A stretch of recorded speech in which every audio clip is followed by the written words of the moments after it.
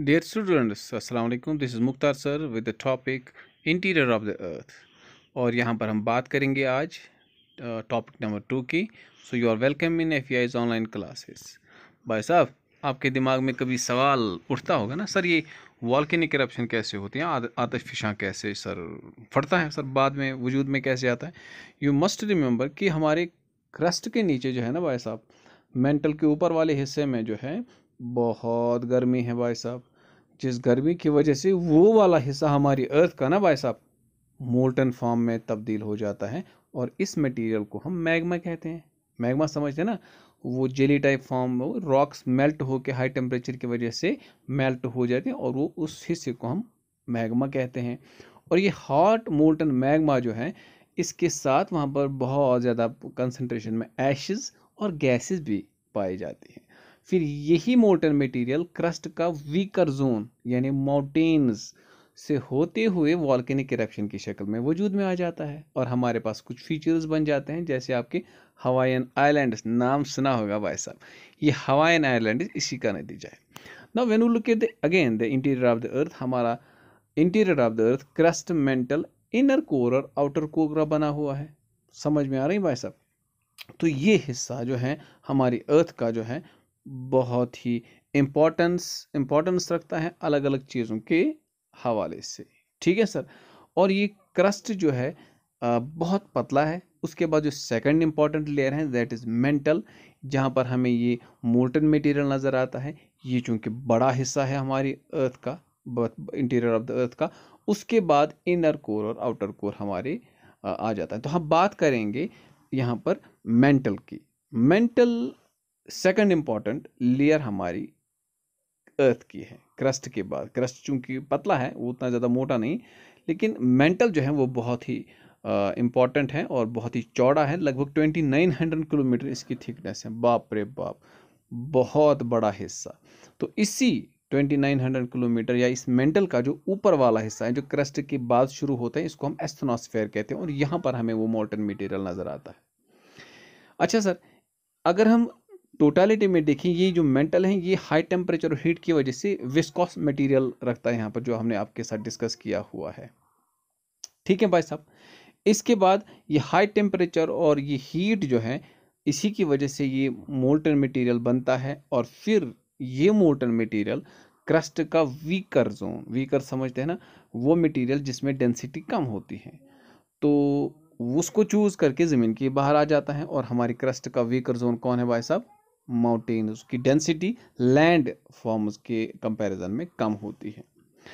अब यहाँ पर ये जो मोल्टन मटेरियल है, ये टार के जैसा होता है. आपने टार देखा होगा बहुत अलग अलग जगहों पे. इसी टार की विस्कोसिटी के ही कंपैरिजन में आप समझ सकते हैं कि ये मैग्मा जो इसके अंदर है वो कैसा होता है.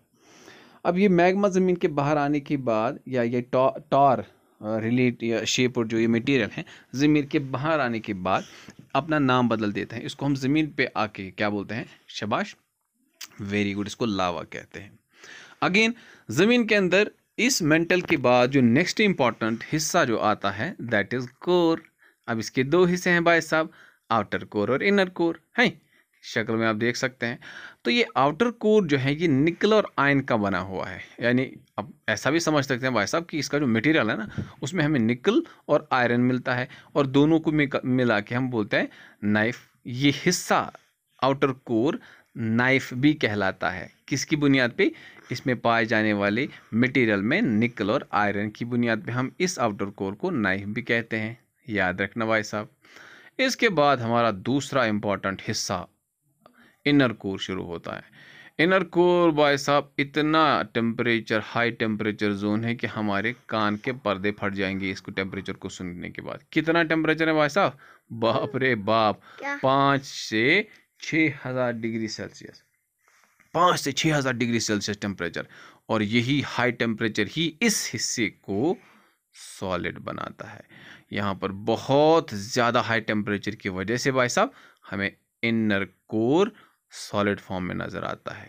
ठीक है, वरना आप बोल सकते थे सर टेम्परेचर की वजह से तो मेल्ट हो जाता है यहाँ पर सर, लेकिन ज़्यादा टेम्परेचर की वजह से साइंटिफिकली प्रूव हुआ है कि वो हिस्सा सॉलिड फॉर्म में हमें नज़र आता है. ठीक है, तो टेम्परेचर कितना है इनर कोर का 5000 से 6000 डिग्री सेल्सियस। अरे यार, हिस्ट्री में हमें पता चलते हैं आर.डी. ऑडहोम जो बंदा था, इसने असल में इस हिस्से को डिस्कवर किया था। पूरी डिटेल में इस बंदे ने बताया कि यहाँ पर हमें कैसा मटेरियल दिखाई देता है, और ये बताता चलो यहाँ पर कि हमें इंटीरियर ऑफ द अर्थ के बारे में basically indirect source earthquake waves के बारे में वजह से पता चला है, वरना कोई इंसान तो वहाँ पर पहुँचा नहीं है। हाँ, तो जल्दी जल्दी से हम यहाँ पर रिकॉल करने की कोशिश करेंगे। हमने इस चैप्टर में पढ़ा क्या? हमने इसमें पढ़ा कि अर्थ जो है वो अलग अलग लेयर्स की बनी हुई है। इसकी आउटर मोस्ट लेयर क्रस्ट कहलाती है। फिर इस क्रस्ट को हमने भाई साहब दो हिस्सों में बांटा, ओशनिक क्रस्ट जिसको सिमा कहते हैं, और कॉन्टिनेंटल क्रस्ट जिसको हम सेल कहते हैं या साइल कहते हैं। ठीक है सर, तो ये दो हिस्से हैं हमारे इसके। उसके बाद नेक्स्ट लेयर हमारी जो है जो विस्कोस फॉर्म में है उसको हम मेंटल कहते हैं, सबसे बड़ी मोटी लेयर जो कि लगभग टोटल वॉल्यूम जो है अर्थ का उसका 83% जो है कवर करती हैं, जो थिकनेस के हवाले से आप इमेजिन कर सकते हैं कि ये जो मेंटल है ये कितना बड़ा है भाई साहब। तो इसके बाद हमने इस चैप्टर में जो और इम्पॉर्टेंट चीज़ें पढ़ी वो थी कि जो आउटर कोर है हमारा उसमें निकल और आयरन मटेरियल पाया जाता है, और वो लिक्विड स्टेट में पाया जाता है। इसके बाद जो इनर कोर है जहाँ पर टेम्परेचर 5000 से 6000 सेल्सियस टेम्परेचर वहाँ पर पाया जाता है, उसकी वजह से वो हिस्सा हमें सॉलिड फॉर्म में नज़र आता है। तो ये थी कुछ छोटी छोटी और मोटी बातें हमारे इस टॉपिक के हवाले से, इंटीरियर ऑफ द अर्थ के हवाले से। उम्मीद है आपको ये बातें समझ आई होंगी। तो अगली वीडियो तक के लिए आप हमें इजाज़त दीजिए। सलामत रहे। अल्लाह हाफिज़।